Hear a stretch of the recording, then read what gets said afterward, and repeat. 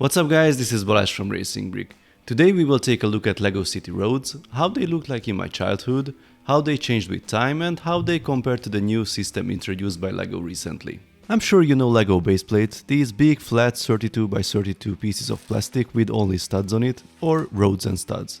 We even had some cool 3D ones like these 4 space sets. They can be used to quickly and effectively build a big layout, but they don't really match with the LEGO system in general. No stud connections at the bottom, the height is also different, so it's a pain to connect anything to it that is not a base plate. About the ones with roads, these plates with roads were introduced in 1978. There were 9 studs to build on each side, that leaves us with approximately 6 stud wide lanes. City cars were mostly 4 stud wide that time, so they did fit comfortably. Then there was a change in design in 1986.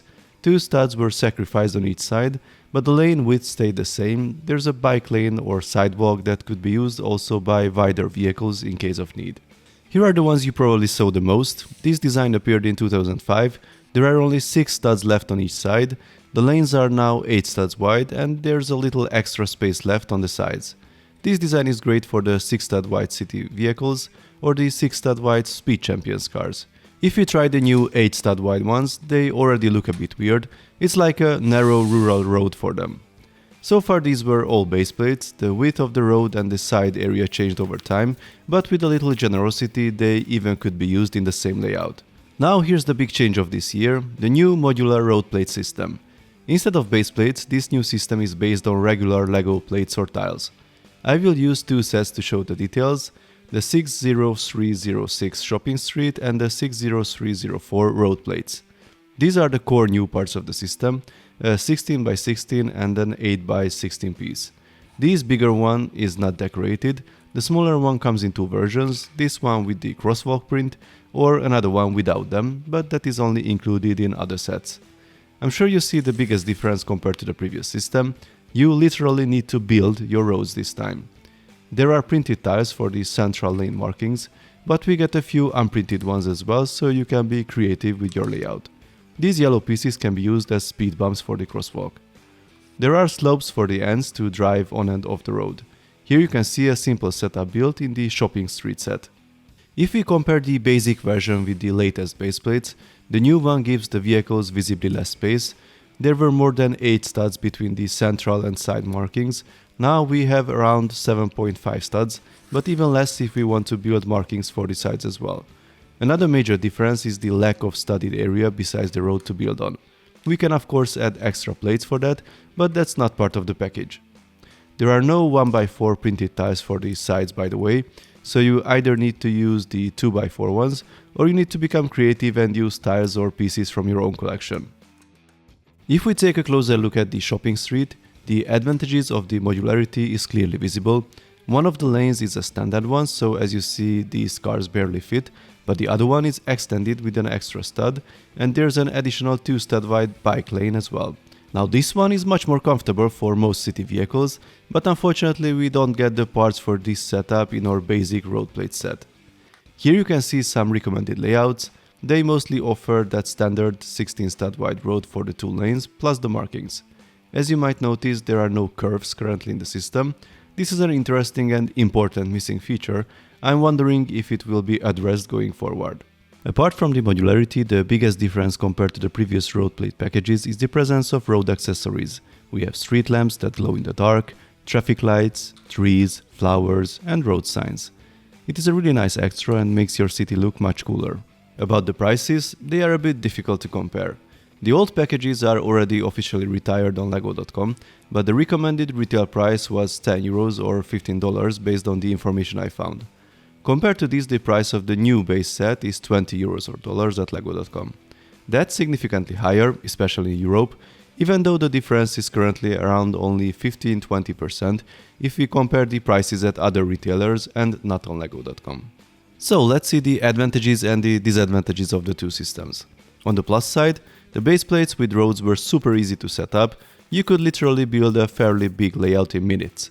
With the studded areas on the side, they could be also used to add smaller buildings or anything you could imagine.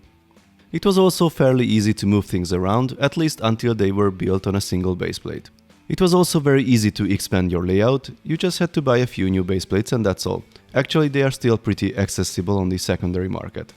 With the new system, you will need to get lots of different pieces, which are easy to get in a set, but will be quite a challenge to collect used. As a disadvantage for the base plates, connecting anything that was not sitting on a base plate was tricky due to the height difference. The best was to use standard base plates to hold everything. The configuration of the roads was fairly limited, we were stuck with the simple 2-lane setup mostly. The biggest advantage of the new system is clearly the modularity. You can build a simple 2-lane configuration, or you can have a road without markings, or add the markings to create parking places.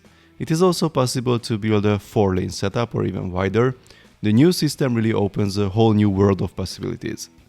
It is also easier to connect builds that uses standard plates as a base, which is the most common setup in sets lately. If you want to achieve a more realistic look, then you will need to raise your build, as the sidewalk will be lower than the road itself by default, but it's clearly doable. I also like the added accessories like the traffic lights or the lamps. They really make a difference if you build something to play with. Now to the negative side. The time to set up your city layout will increase significantly for sure. Even if you keep your road sections assembled and prepared, you will spend more time to build a similarly sized road. It will be also more challenging to use these roads if you have the modular buildings, as they used base plates, so connecting these roads to them will be a challenge. It's also a challenge to move builds around. Since the roads and everything is built from multiple pieces, you can't just pick a build up like you could with the base plates. Another disadvantage I see is the default width of the lanes that you can build with the parts included in the package. Compared to the standard 2 base plate setup, you can build the same length, plus you have an extra section for the crossing, but the overall width is limited. I like that setup much more in the shopping street set. I wish the road plate set included the extra pieces for the sides and also the bike lane. I know it's Lego, I can buy extra pieces according to my needs, but here's the next problem. It is incomparably easier to buy a Lego set than to get extra parts. I can order these from any toy shop and get it delivered the next day, but to get those few extra pieces, I need to either use Lego's Bricks and Pieces system, where I might need to wait a month for the delivery, or start to hunt for pieces on Bricklink, which is another challenge on its own. Additionally, these blue printed tires for the bike lane are exclusive to this set so far, and they cost currently 76 cents, but they were almost €1 per piece a few months ago, so they are quite expensive. You can of course buy these simple blue 2x6 tires for 38 cents, but considering the amount of parts needed for a bigger setup, the price is quite significant. I think Lego should provide access to these extra pieces in an easier way, like selling them in an appropriately named Lego Extra package. A package for the bike lanes, for example, or another one with a bunch of 1x4, 2x4 and 1x2 grey tiles. And a final note, as I mentioned, there are no curves at the moment. I've seen a lot of nice techniques online to mitigate this, but I think Lego should offer a simple solution for kids that does not require a bunch of extra parts.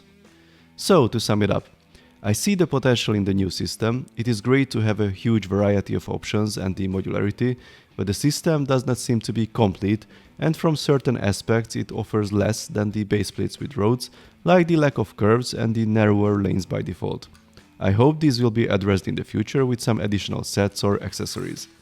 I think both systems have their advantages on their own, so I'm sad to see that Lego is no longer selling the road baseplate packs. You can still get them from other retailers, but you better hurry if you want to stock them for the future. Please let me know your thoughts in the comments. I would like to hear about your experience with the new road system if you have any. If you like this video, then please give it a thumbs up. You can also subscribe and tap the notification bell if you don't want to miss my upcoming Lego reviews and other Lego RC videos. See you next time, bye bye.